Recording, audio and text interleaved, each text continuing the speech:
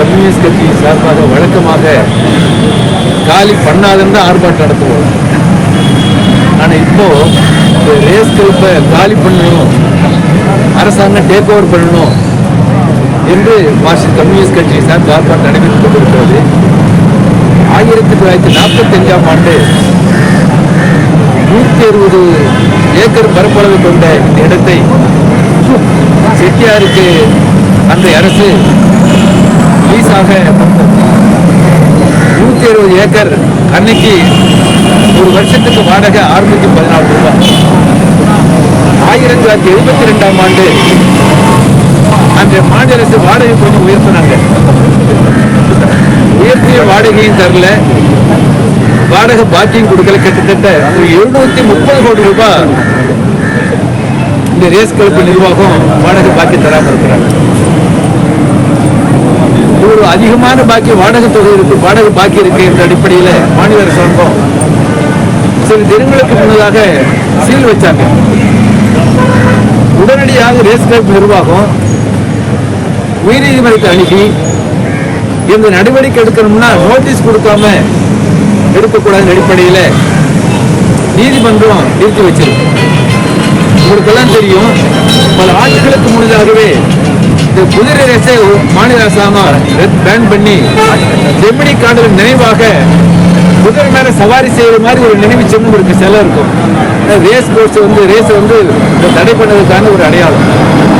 இப்ப இந்த பின்னணியில மார்க்சிஸ்ட் கம்யூனிஸ்ட் கட்சி சார்பாக வலியுறுத்துவது, சென்னை மாநகரம் என்பது 30-40 ஆண்டுகளுக்கு முன்னதாக இருந்தது மாதிரி அல்ல. சென்னை மாநகரம் விரிவடைந்து ஒரு புறத்துல ஆவடி மாநகராட்சி, இன்னொரு புறத்தில் தாம்பரம் மாநகராட்சி, அடுத்த செங்கல்பட்டு வரையில சென்னை மாநகரம் என்பது விரிவாக்கம் ஆகிட்டே இருக்கு. 1 கோடிக்கு மேல் மக்கள் தொகை கொண்ட இந்த சென்னை, தாம்பரம், ஆவடி மாநகராட்சி பகுதியில் வசிக்கக்கூடிய மக்களுக்கு கல்வி, சுகாதாரம் போன்ற அடிப்படை வசதிகளை செய்வதற்கு போதுமான இடம் தேவைப்படுகிறது. இப்ப இவ்வளவு பெரிய சென்னை மாநகரத்தில் கலை கல்லூரி என்பது அரசு கல்லூரி 2 தான் இருக்கு. ஒன்னு பிரசிடென்சி, இன்னொன்று நந்தன் ஆர்ட்ஸ் காலேஜ். 1 கோடி மேல் மக்கள் தொகை இருக்கு. ஆகவே மார்க்சிஸ்ட் கம்யூனிஸ்ட் கட்சி சார்பாக வலியுறுத்துவது, உடனடியாக மாநில அரசாங்கம் 160 ஏக்கரை அரசே எடுத்து 2 ஆப்ஷன் செய்யலாம். ஒன்று, சென்னை மாநகரத்தில் குடிசுவாசிகள் அவங்களை அப்புறப்படுத்தி நீ செம்மஞ்சேரி போ, கண்டிகை போ என்று சொல்வதற்கு மாறாக 160 ஏக்கர்ல அந்த மக்களுக்கு குடியிருப்பு, அடுக்குமாடி குடியிருப்பு கட்டலாம். ஒரு ஆப்ஷன். இரண்டாவது, இவ்வளவு பெரிய மாநகரத்துல சேப்பாக்கு ஒரு ஸ்டேடியம் தான் இருக்கு, நேரு ஸ்டேடியம் இருக்கு. மார்க்சிஸ்ட் கம்யூனிஸ்ட் கட்சி சார்பில் 160 ஏக்கர் பரப்பளவு இடத்துல மிகப்பெரிய விளையாட்டு ஸ்டேடியத்தை கட்டலாம் அரசாங்கமே. உடனடியாக அரசு நடவடிக்கை எடுக்க வேண்டும் மார்க்சிஸ்ட் கம்யூனிஸ்ட் கட்சி சார்பாக கேட்கிறோம். அடுத்து எங்களுடைய ஆலோசனை, இப்போ கோயம்பேடு பஸ் ஸ்டாண்டுக்கு உங்களுக்கு கேளம்பாக்கம் பஸ் ஸ்டாண்டு போயிருக்கு, கிளம்பாக்கம் பஸ் ஸ்டாண்டு போயிருக்கு. ஆகவே இன்னைக்கு ஏற்கனவே பாரிஸ்ல இருந்து கோயம்பேடு போன சரிதான், கோயம்பேடு கிளம்பாக்கம் போயிருக்கு. அந்த கோயம்பேடு பேருந்து நிலையத்தை பயன்படுத்தப்பட்ட அந்த இடத்துல அங்கேயும் உங்களுக்கு ஒரு கல்லூரி வளாகத்தை உருவாக்க அடிப்படை மாநில யோசிக்கலாம். மார்க்சிஸ்ட் கம்யூனிஸ்ட் கட்சி பொறுத்தவரையில் இன்றைய சென்னை மாநகரத்தை வளர்ச்சிக்கேற்ப இந்த ரேஸ் கோர்ஸ் டேக் ஓவர் பண்ணணும், விளையாட்டு வளாகம் அல்லது குடியிருப்பு கட்டலாம். அதே போல அந்த கோயம்பேடு அந்த பேருந்து நிலையத்தை ஒரு கல்லூரி கட்டுவதற்கான நடவடிக்கைகளை மாநிலம் எடுக்க வேண்டும் என்று மார்க்சிஸ்ட் கம்யூனிஸ்ட் கட்சி சார்பாக நடைபெற்று அரசு முயற்சி மேற்கொண்டாலும் நிர்வாகத்தை பொறுத்தவரை நீதிமன்றத்தை நாடினாங்க, சீல் வைக்கப்பட்டுருச்சு. ஆனா இன்னும் நடைமுறைகளாக கடைபிடிக்கக்கூடிய விஷயங்களை கடைபிடிச்சுட்டு தான் இருக்காங்க.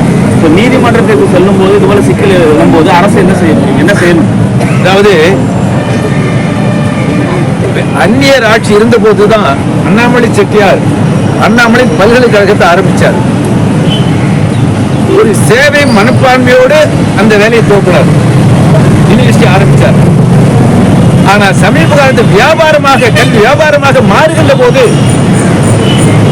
அம்மையார் ஜெயலலிதா முதலமைச்சராக இருந்த போது அண்ணாமலை பல்கலைக்கழகத்தை அரசை ஏற்று நடத்தக்கூடிய சட்டத்தை கொண்டு சட்டத்தை பாஸ் பண்ணி இன்னைக்கு கவர்மெண்ட் யூனிவர்சிட்டி ஜெயலலிதா பல போராட்டம் நடத்தியிருக்கிறோம்.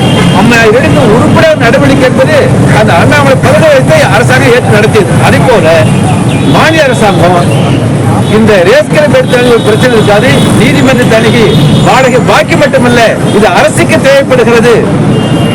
சாதாரணமா உங்களுக்கு ஏழைப்பாதை குடிசைவங்க என்ன பண்றாங்க, இது அரசு தேவைப்படுது காலி பண்ணி சொல்றாங்கல்ல. அப்படி இருக்கும்போது இது அரசுக்கு தேவைப்படுகிறது.